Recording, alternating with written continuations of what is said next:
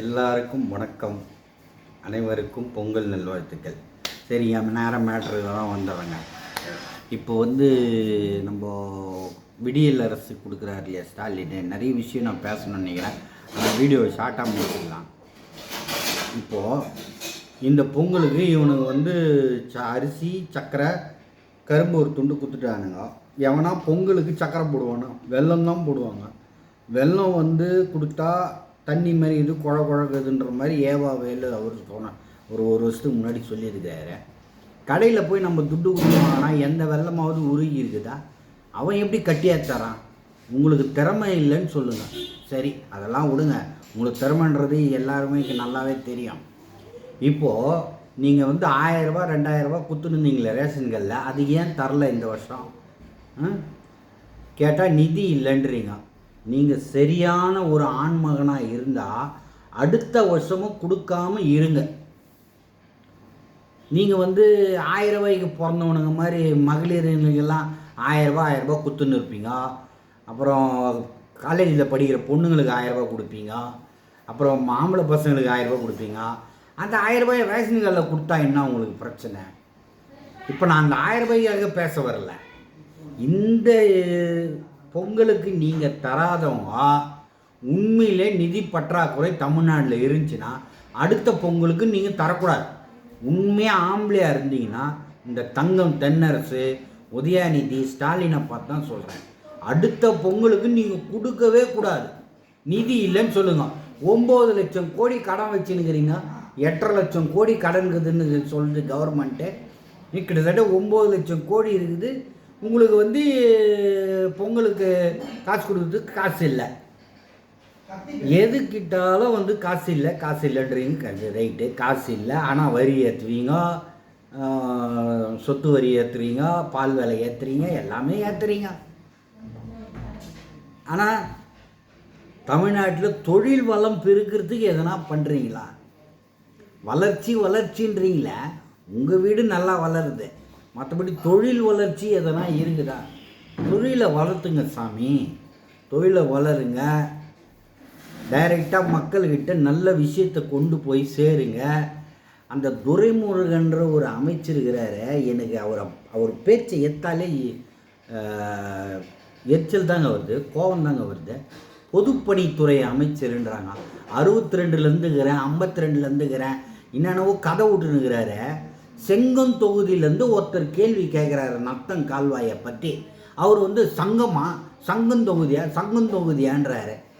என்ன இவரெல்லாம் ஒரு பொதுப்பணித்துறை அமைச்சர் கேட்டால், நான் 62ல் கலைஞர்கிட்ட கேட்டேன். அவர் பார்க்கலான்னு சொல்லு, இதை சொல்லு, அதை சொல்லு. கலைஞர் பற்றி இப்போ யாருன்னா கேட்டாங்களா? சட்டசபையில் என்ன பேசணும், மக்கள் பிரச்சனையை பேசணும், தீக்கத்தை எப்படி? நீ ஒரு பொதுப்பணித்துறை அமைச்சராக இருந்துக்கிற,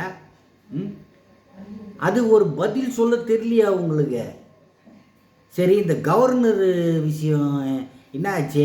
இந்த தேசிய கீதம் பாடலன்னு தான் அவர் போயிட்டார். அதாவது சபை தொடங்கும் போது தமிழ் தாய் வாழ்த்து, சபை முடிக்கும் போது நாட்டுப்பண் பாடுற மரபு இருக்குதுன்னு சொல்கிறீங்க. சரி, நான் ஒன்று தெரியாமல் கேட்குறேன். ஏன் தொடங்கும் போது ஒரு டைம் பாடிட்டா என்ன? அவந்தால் தான் குறுக்கு பிடிச்சவங்க மாதிரி பண்ணுறான்ல. நீங்கள் பாடிட்டா என்ன? விட்டு கொடுத்துட்டிங்கன்னா உங்களுக்கு நஷ்டம் ஒன்றுமே கிடையாது. நம்ம ஒரு நாளெல்லாம் தேசிய கீதம் பாடுற ஆளுங்க தானேப்பா. ஸ்டார்டிங்கில் ஒரு டைம் பாடிடுங்க, முடிக்கும் போது ஒரு டைம் பாடிடுங்க. தமிழ் தாய் வார்த்தை ஸ்டார்டிங்கில் ஒரு டைம் போடுங்க, லாஸ்ட்டில் ஒரு டைம் போடுங்க. இதில் என்ன உங்களுக்கு குறையுதுன்றேன். இதில் ஒரு ஈகோவா? நீங்கள் நாங்கள் போட மாட்டோன்றது, அவர் எழுந்து போகிறது. தமிழ்நாட்டை நல்லபடியாக ஆக்கிங்க, அதை பாருங்க. ஏன்னா நான் ஒரு தேசிய கீதம் பாடலைன்னு அவர் போகிறாரு, நீ போட மாட்டேன்னு அடம் பிடிக்கிற. நீங்கள் உண்மையிலே நாட்டுக்கு நல்லது செய்யணும்னு வந்துக்கிறீங்களா? இல்லை சும்மா ஏதோ கடமைக்கு இருந்துட்டு சுருட்டுறவர்களும் சுருட்டினும் ஓடிடலாம் அப்படின்ற மாதிரி இருக்கிறீங்களா? நீங்கள் அடுத்த வருஷம் வரணும்னு உண்மையிலே நினச்சிங்கன்னா, நான் என்ன சொல்கிறேன், தயவு செய்து இந்த மாதிரி கிரிஞ்சித்தனமாக முட்டாள்தனமாக ஆட்சி பண்ணாதீங்க. பொருளாதாரத்தை உயர்த்துங்க. எப்படி மக்களுக்கு வருமானத்தை பெருக்கிறதுன்ற மாதிரி பாருங்கள். திருப்பி இந்த டாஸ்மார்க் பற்றி பேசுகிறது, வீடியோ போடுறதெல்லாம் வேஸ்ட்டு. நான் பேச 2-3 பாயிண்ட்டு தான். சட்டசபையில் ஆளுநர் வெளியே போனது தப்பு. அந்த ஆள் ஏன் வெளியே போனார்? நீ வந்து தேசிய கீதம் முதல்ல போட்டால் என்ன உனக்கு தப்பு? என்ன குறைஞ்சிருவேன்? போட்டு தொலைகிறது. போட்டுட்டு அந்த ஆளை நீ ஆளுநர் உரை ஃபுல்லாக உட்கார வச்சின்னா அதுதான் உனக்கு வெற்றி. அதை விட்டுட்டு அவர் ஏந்து போகிறதுல உனக்குன்னா இது வெற்றி. தப்பான கணக்கு போடுறீங்க. அதே மாதிரி இந்த எலெக்ஷனில் பாருங்கள், இப்போ இந்த ஈரோடு எலெக்ஷனில் காங்கிரஸில் ஒரு ஆள் இறந்துட்டார், ஈவிகே இளங்கோவன். அதுக்கு பதிலாக காங்கிரஸை நீ நிற்க வச்சுட்டு இருந்தா நீ தப்பிச்சுட்டு இருப்ப. அவனை விட்டுட்டு நீ டைரெக்டாக களத்தில் இறங்கிட்ட. இப்போ பாரு, அதிமுக போயிடுச்சு, பாஜக போயிடுச்சு, தேமுதிக போயிடுச்சு. இப்போ ஸ்ட்ரெயிட்டாக நான் தமிழரும் நீங்களும் மோத போகிறீங்க. இப்போ என்ன ஆக போகுது?